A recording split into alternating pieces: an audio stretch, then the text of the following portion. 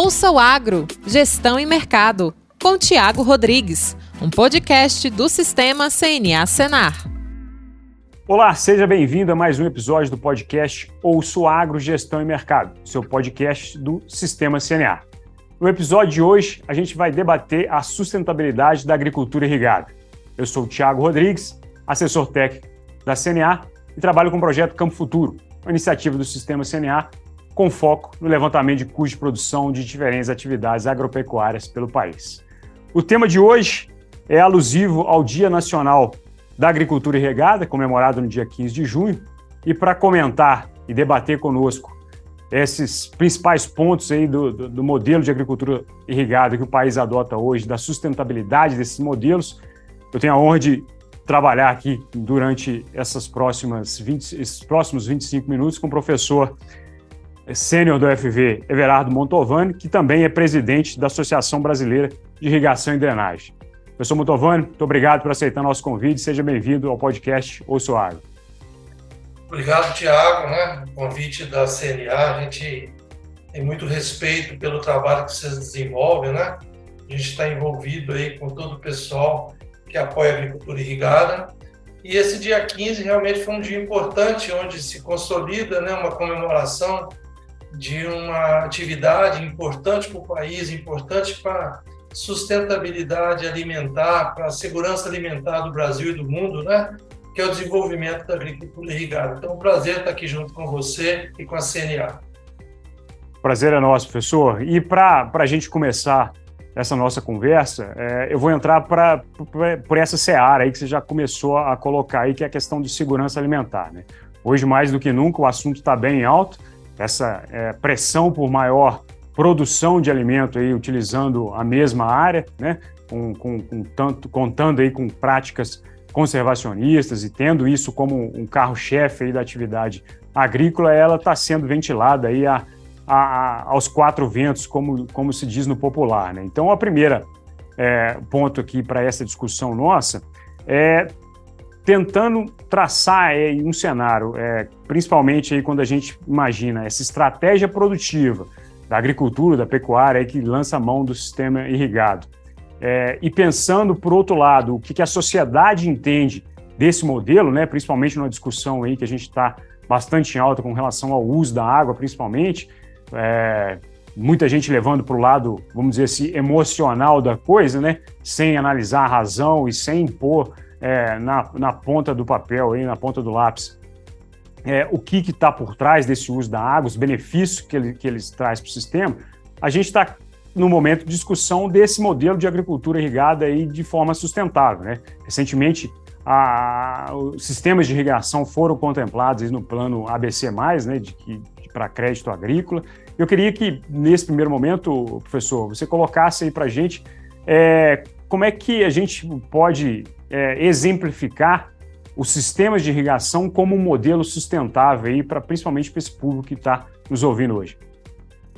Pois então, Tiago, esse é um assunto que eu gosto muito de tratar, porque a gente precisa entender que, por mais importante que seja uma atividade profissional, ela tem que procurar estar dentro de alguns conceitos importantes que a sociedade e que a gente sabe, Eu procuro ver muito, assim, de olhar para trás e tentar enxergar o que a gente promoveu na vida profissional e ter orgulho disso. Então, a gente tem uma responsabilidade muito grande, com os alunos, com o setor, com os produtores, com toda a população brasileira. Então, o que eu tenho bem claro para mim, primeira coisa é o seguinte: todos os estudos referentes ao crescimento da população mundial, eles indicam que a gente vai ter que aumentar a produção. Os estudos mais importantes é o da FAO, tem também da Universidade Wagner, estudos assim detalhados, eles mostram que nós vamos ter que crescer a produção no mundo até 2050 de mais 60%, 70%. E que 90% disso tem que vir de aumento de produtividade, porque não tem área para crescer. Então, desse patamar, nós vamos ter que melhoras de semente, nós vamos ter a questão nutricional, uma série de desenvolvimentos que nós vamos ter, mas eu faço a pergunta, qual é a tecnologia que nós conhecemos, que é capaz de uma safra para outra duplicar, triplicar e quintuplicar a produção de uma área, exatamente a agricultura irrigada. Então o mundo sabe disso, que sem agricultura irrigada, a FAO sabe disso, os governantes sabem disso, que sem agricultura irrigada não há como fechar o binômio produção-demanda, produção de alimentos. Por outro lado, nós temos também que a agricultura irrigada utiliza um elemento fundamental para a vida e que a sociedade tem muita preocupação, que é a água. Então, como você equilibrar isso? O equilíbrio vem exatamente de nós técnicos que trabalhamos na área, junto com os produtores, com o setor produtivo como um todo, o governo, a gente desenvolver planos sustentáveis. E essa palavra sustentável tem um lado econômico, o produtor tem que ter dinheiro, né? Tem que ganhar dinheiro com a atividade. Tem um lado social, já que a água é um bem comum, então ele tem que atender um critério social. Não é de criar empregos ficticiamente, não, ele cria muito emprego, traz desenvolvimento, traz uma coisa fundamental que é o êxodo rural desordenado. Porque o cara querer sair do campo é direito dele, mas ele ser impulsionado para fora por falta de emprego, e a gente mostra que a agricultura irrigada é muito boa. Então, um dos menores investimentos para criar emprego é exatamente a agricultura irrigada. E tem o lado ambiental. Então, o que a gente tem trabalhado? Em vez da gente ficar provando a nossa verdade, nós estamos tentando entender a sociedade, ou seja, ouvir a sociedade. E aí, o que a gente observa? Uma preocupação muito grande com os recursos hídricos. Inclusive, porque existe uma série de fake news ou meia fake news. O que é? Passa-se para a sociedade que a agricultura irrigada no Brasil, a gente fala, inclusive, consome, como sumiço com a água. Na verdade, eles falam, consomem de 50% a 60% da água do país. E aí, ou seja, por que eles falam isso? Porque os estudos indicam que todos os usos no Brasil de água é em torno de 2.000 metros cúbicos por segundo. Como a agricultura irrigada usa 1.000 e pouco, fala assim, a agricultura irrigada consome 50% da água do país. Só que esse valor de 2.000 metros cúbicos que o Brasil utiliza, nós temos uma vazão só dos rios de 200.000 metros cúbicos. Então, na verdade, todos os usos do país dá 1% da água que nós temos nos rios. E como a agricultura irrigada é metade, então dá 0,5%, 0,6%. Então, a verdade é que a agricultura irrigada, ela não consome, ela usa água e usa uma parte ínfima, porque o Brasil tem muito recurso hídrico. Então, o que a gente tem feito é exatamente o seguinte, é tentando mostrar isso para a sociedade. E não desconhecendo que existem regiões que existem conflito.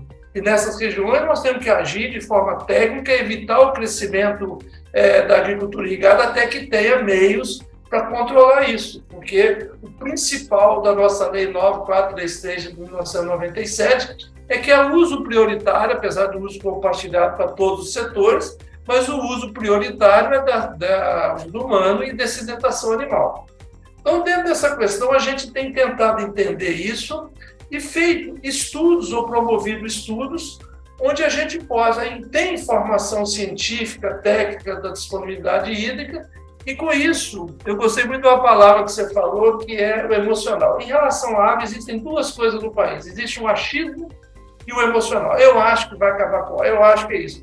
Quando a gente põe na mesa os dados técnicos, dados científicos, né, feito com parcerias, universidades, centro de pesquisa, todo mundo, então você substitui o achismo emocional por informações. Isso para o produtor que está investindo é fundamental, porque se não tiver água ele vai perder todo o investimento, quanto para as regiões e para a população, para a sociedade como um todo, que tem a preocupação que a água é um bem assim, de domínio público e fundamental para a vida, né?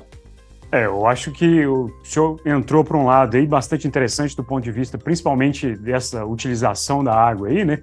A gente falar aí, eu estou com uma estatística antiga aqui, o senhor pode até me corrigir se tiver esse dado atualizado, 15% da área agrícola do mundo responde por 15% da área irrigada no mundo, né? Responde por 35% da produção de alimentos, né? Então isso é, de certa forma, um maior apelo aí com relação à tecnologia e ao uso dessa tecnologia, né? Então, num cenário aí onde o senhor já começou a explicar aí que o Brasil é taxado aí como um dos grandes consumidores de água, né? Pelo que a gente vê aí, ouve falar, e isso eu trouxe alguns números justamente para nos ajudar a esclarecer um pouco disso. Isso é uma realidade mundial, né? Se a gente imaginar no cenário mais amplo aí, outros países, por exemplo, têm um nível de consumo até maior que o Brasil. O próprio Estados Unidos, aí, que é líder em produção mundial aí de grãos, por exemplo, é um dos países que tem bastante dependência dessa utilização de água para irrigação, para a agricultura de uma maneira geral, né? A China, a Índia, enfim, são países aí que estão, vamos dizer assim, no mesmo barco que a gente nesse momento, né, professor? Exatamente. Na verdade, a gente precisa entender que primeiro, né, é que a gente precisa entender a importância da atividade, né? Então, imagina se a gente até teve uma preocupação. Eu costumo dizer que muitas vezes a sociedade não valoriza tanto o produtor, principalmente também o irrigante, porque os supermercados estão muito abastecidos. E a gente costuma, numa bonança que nós temos no país, né, a gente esquecer de onde vem isso. Inclusive, eu lembro que na pandemia, quando começou em 2020, fevereiro, março, houve uma grande preocupação se a gente teria condição de abastecer o mercado, né? Algumas pessoas começaram a correr ao mercado para fazer, estocar, e o que a gente viu foi que a agricultura irrigada, o agronegócio brasileiro em geral, deu uma grande lição para o Brasil e para o mundo, né? Então, não houve desabastecimento nenhum, né? E uma coisa interessante, Tiago, para vocês terem uma ideia, até 2019 o Brasil crescia cerca de 200 mil hectares ano em agricultura irrigada. Na pandemia, ele cresceu para 250 em 2020, depois foi para 370 em 2021 e agora cerca de 400 mil em 2022. Então, esse crescimento do país em agricultura irrigada, o mundo inteiro está aplaudindo. Eu agora mesmo estou na Espanha aqui, participando de uma série de uma palestra sobre agricultura irrigada no Brasil, né? E o que a gente vê o mundo inteiro invejando o Brasil pelo potencial que ele tem, né? Não só na agricultura normal, mas também na irrigada. E, inclusive, tem algumas coisas assim que a gente tem um potencial tão grande.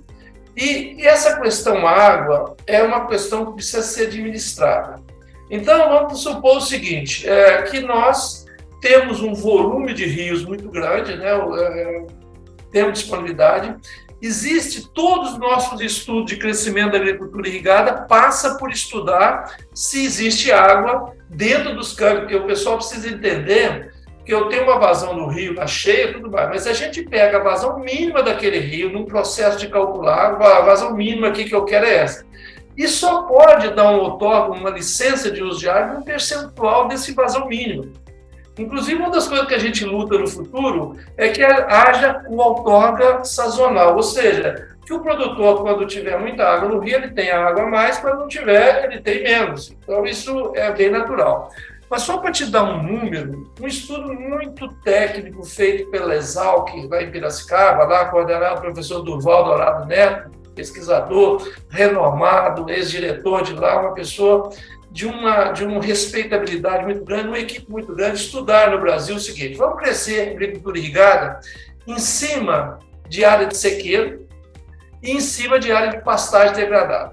Para não abrir mais, claro que existem regiões que têm que crescer. Por quê? Porque não é justo a gente pegar um Piauí, um Maranhão, um Pará, que tem áreas específicas para crescer, vaza, tem cerrado, e falar com eles: não, agora vocês não podem crescer, mas pegando só a área de sequeiro e a área de pastagem, eles identificaram os bancos de dados, mapa bioma, mapa de estudo aí, e de recursos hídricos, chegaram que o país tem um potencial de 55 milhões de hectares sem crescer uma área a mais, só em cima de sequeiro, em cima de pastagem.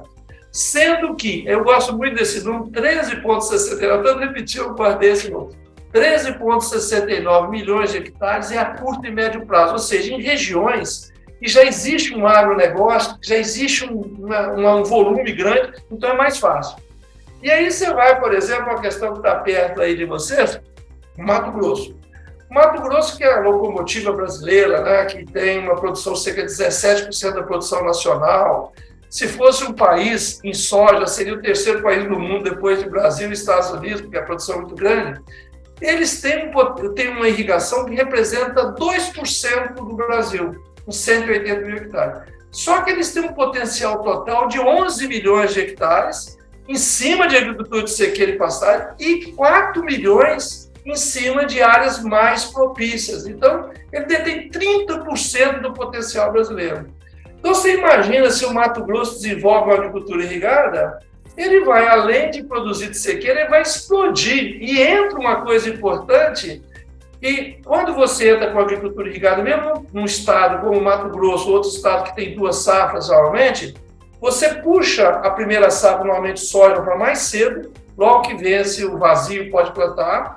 Com isso, a soja vai crescer inicialmente quando necessita de pouca água irrigando, né? Depois você entra na segunda, no consumo maior, a irrigação, a chuva da conta, depois que tem o segundo plantio entra mais cedo, e depois há uma terceira safra que nós vamos produzir o que o mundo está atrás, que é proteína vegetal, que é feijão e pulse, que a gente precisa entrar. E também uma cultura como o trigo, que está muito adaptado pelo cerrado. Então é um pouco esse panorama que a gente precisa pensar o seguinte: é uma grande oportunidade que o Brasil tem. O que a gente precisa fazer? Conhecer as nossas limitações. Então, a gente tem proferados tudo no oeste da Bahia, tudo no Mato Grosso. Agora mesmo vamos junto com o governador para um evento lá no Nebraska, onde tem um evento mundial, exatamente para que os dirigentes desses vários estados grandes na Bahia, agora também no Mato Grosso, possam conhecer um pouco mais da importância da agricultura irrigada e nos ajudar nesse processo, junto com uma coisa fundamental, para me fechar aqui, que aconteceu nesse país. Nós temos muitas coisas importantes, o nosso trabalho, a pesquisa, nós temos o Ministério, temos o CNA, mas uma coisa fundamental foi o aparecimento forte das associações dos irrigantes. Isso está mudando o panorama do país, porque são associações que têm uma representatividade e têm muita personalidade para apresentar os problemas e estudar pela região. Então, você tem a IBA na Bahia, você tem a Profir e Mafir no Mato Grosso, você tem em Minas Gerais. Então, você tem ali várias associações do norte a sul do país, e com isso, a ciência, a associação, o governo, a CNA, todo mundo trabalhando, nós vamos crescer essa agricultura irrigada e todos os benefícios que ela proporciona. Pensando nesse agricultor aí que lança mão dessa tecnologia, né, eu acho que a maioria já entende esses benefícios que o senhor colocou aí, principalmente do ponto de vista operacional dele ali no dia a dia, né? Vê o reflexo disso com relação principalmente aos ganhos em produtividade, né? Só para utilizar alguns dados aqui do Projeto Campo Futuro, que é uma iniciativa nossa, para café, por exemplo, a gente fez 2 levantamentos em Minas o ano passado, não comparando, né? Mas 2 realidades diferentes aí, produtivas. Uma área era irrigada, a outra não. Então, a gente comparou essas 2 áreas e entendeu que na área irrigada, esse ganho em produtividade foi 55% maior com relação à área de sequeiro, proporcionou um custo menor por saca de 11%. Isso, de certa forma, condiciona o produtor a analisar a tecnologia da irrigação como praticamente um insumo do modelo operacional dele, né, professor? Não, e você falou um número impressionante. E uma coisa que eu vou acoplar isso aí no custo de produção, porque a produção, não existe outra forma de produzir alimento não ser usar água. Até eu costumo brincar com uma coisa seguinte: perguntar, uma pessoa dorme durante a vida uma média de 8 horas por dia. Na verdade, ela dorme um terço da vida dela. Poxa, vai perder de tempo? Não, isso faz parte da fisiologia. Assim como a produção de alimentos precisa de água. Isso é básico. Inclusive, muitas vezes a gente tem que o quilo de produzir de um milho ou qualquer coisa, muitas vezes utiliza menos água do que a agricultura de sequeiro, porque vai usar a chuva que veio. Quando você não tem controle da época que vai a chuva, muitas vezes você tem uma chuva de 50 milímetros que a planta não utiliza, enquanto que a irrigação você entra com a quantidade certa. Então, além de você ter uma rentabilidade melhor por saco ou por tonelada, você pode ter, inclusive, produzir mais alimentos com menos uso de água. E desse ponto de vista aí do custo de produção, professor, O senhor entende que ele é um dos fatores principais hoje de adoção da tecnologia ou tem mais coisa por trás aí que, na maioria das vezes, impede o produtor a tomar esse passo e tomar essa decisão de mudar o modelo produtivo dele? Eu acho que uma das coisas que a gente fala, Thiago, é que uma das coisas que nós já passamos muitas coisas, hoje o produtor brasileiro tem acesso, não só acesso, mas capacidade de comprar um sistema de irrigação que compra um produtor europeu, americano, né, ou qualquer chinês. Então, o poder aquisitivo do produtor brasileiro é muito grande para isso. É claro que nós passamos aí 2020, 2021, 2022 com as commodities, né, soja estourando lá em cima, e a gente não vai ter sempre isso. Mas tem uma questão que é o seguinte: quanto custa uma terra numa área produtiva? É muito caro. Então, a pessoa, muitas vezes, quando ela implanta um sistema de irrigação, é como se ela estivesse comprando a terra dela mesma, porque ela passa a ter segurança de uma segunda safra garantida, porque muitas vezes, quando a chuva atrasa, a pessoa entra com a soja mais tarde ou com o cultura mais tarde, ele não consegue fazer uma segunda safra. Então, você consegue uma segunda safra, né, e uma terceira safra. E aí você tem, inclusive, trabalha-se os cultivares mais produtivos, eles exigem condições especiais. Então, ele trabalha mais produção, mais produtividade, e eu não vejo hoje o limitante o preço, a não ser para os pequenos produtores. Porque os pequenos produtores, nós precisamos de linhas especiais de crédito para que ele possa entrar na agricultura irrigada. Os grandes produtores têm seus sistemas de financiamento, têm toda a estrutura, né, enquanto que os médios, pequenos produtores precisam de linhas especiais de incentivo, né, para que ele possa adquirir. Porque com o preço do feijão, com o preço do milho, o preço da soja, do algodão, que seja, e café, ele consegue pagar a agricultura irrigada, só que muitas vezes ele não consegue fazer esse start, que é o investimento. Então, se você pensar num processo hoje de aspersão convencional, gotejamento ou um pivô, vai ficar na faixa aí de 15 a 30 mil hectares, dependendo do sistema da automação, que é uma coisa que, se você fizer as contas em relação ao nível de produção, é possível pagar. Então, a gente precisa criar essas condições, claro, para o grande, também linhas de crédito especiais, mas principalmente para o pequeno e o médio produtor, que precisa ser incentivado e tem mais dificuldade nesse investimento. Eu acho que além desse custo aí que a gente está falando, né, de implantação, que é um dos desafios aí, principalmente quando a gente está falando em termos de acesso a crédito, né? Porque é uma tecnologia, ela vai repercutir bastante em aumento de produtividade, mas, de certa forma, ela vai te demandar um investimento inicial aí que o produtor que não tem aí um fluxo de caixa, pelo menos equilibrado, aí não vai conseguir assumir de bate-pronto, né? E um outro ponto também que chama atenção dentro dessa tomada de decisão de investir na tecnologia é a gestão hídrica, né? A própria gestão hídrica aí, e aí a gente entra mais no mérito da construção de barragens aí para armazenar água, principalmente naqueles períodos onde ela é mais abundante, na época da chuva aí, e como isso é visto hoje com certa resistência pelo setor ainda, né, professor? Queria entender com você aí por que isso acontece, qual que é a dinâmica que você tem analisado hoje a nível dessa, ou um mau uso, vamos dizer assim, a gente não pode caracterizar dessa forma, mas uma certa resistência do uso dessa importante ferramenta aí de gestão hídrica. Todos os estudos que a gente fala em regiões, né, em relação ao uso de recursos hídricos e tudo mais, entra a questão do barramento. Isso é a vida, né? Você tem que acumular no período da bonança para poder gastar no período. Então, ela tem uma importância muito grande, inclusive para a otimização do uso de água, né? Então, você tem aquela quantidade de água no período de chuva, ela vai descer para os rios, vai chegar no mar, que é importante chegar no mar também, porque tem todo esse ecossistema.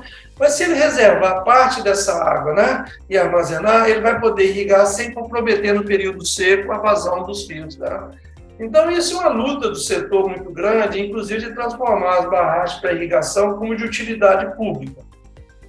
Por outro lado, existem algumas questões que a gente é obrigado a entender também, né? É um sistema de construção que exige uma certa segurança, até porque exige a necessidade de segurança para as populações que estão abaixo. Então, assim, por exemplo, isso não é problema, nós temos construídos e tudo, então é preciso ter uma gestão técnica dessa construção, isso existe. E a gente se sente um pouco prejudicado porque o pessoal coloca tudo, como diz o mineiro, no mesmo balaio, né? Houveram rompimentos de barragem que não tem nada a ver com o setor de irrigação, é um setor totalmente diferente, uma condição totalmente diferente, e aí eles colocam todo mundo nesse. Então, sem dúvida nenhuma, uma das metas do setor, que a gente trabalha junto com a CNA, estamos trabalhando junto com associações de irrigantes, né? É de conseguir leis que permitam, não a construção de qualquer maneira, que permita construção de armazenamento de água no período das chuvas para que possa ser usado de maneira técnica para que possa ter condição de irrigar. E outra questão que vem muito associada nisso aí, né, Tiago, é a questão da energia, né? Então, está vindo a energia fotovoltaica, tem diversa energia nuclear, mas a gente precisa ainda da energia elétrica, né? Então, a gente precisa muito melhorar. Eu costumo dizer que, para irrigação, você precisa de energia de quantidade, qualidade e preço competitivo. É tudo que a gente não tem. Nós temos uma baixa quantidade, a qualidade muitas vezes e o preço é elevado. Por exemplo, muitas vezes mais caro que o pivô, mais caro que o sistema de irrigação, a amortização, mais caro que a mão de obra, mais caro que a manutenção é o custo de energia. Então, nós precisamos ter isso controlado, né? Porque a gente precisa ter a disponibilidade de energia, um investimento grande. Esse é um ponto que a gente precisa do investimento do governo, tá? Que entre com uma infraestrutura. Por isso, os polos de irrigação, eles são importantes porque eles definem a estratégia e solicitam o envolvimento do governo, do Ministério, né? Ministério da Integração, Desenvolvimento Regional, um mapa, no sentido de nos apoiar a conseguir os investimentos necessários. Bom, o episódio está chegando ao final aqui, depois dessa aula com o professor Mantovani aqui. O que a gente deixa de mensagem aqui é que a agricultura irrigada não é um problema para a escassez hídrica, né? Na verdade, ela é uma solução. Eu queria agradecer, professor, a sua participação aqui, deixar as portas da CNA abertas aqui para futuras pautas, para futuras conversas. Muito obrigado aí pela sua participação. Perfeito, né? A gente temos contato aí com a CNA, eu participo da Comissão Nacional de Irrigação, estamos juntos aí nas lutas, essa comemoração aí do Dia Nacional da Irrigação, e no dia seguinte nós temos o evento aí no dia 16, né? Então isso é uma luta. Eu tenho trabalhado muito dentro da BID, por conceito próprio também, é que a gente precisa unir o setor.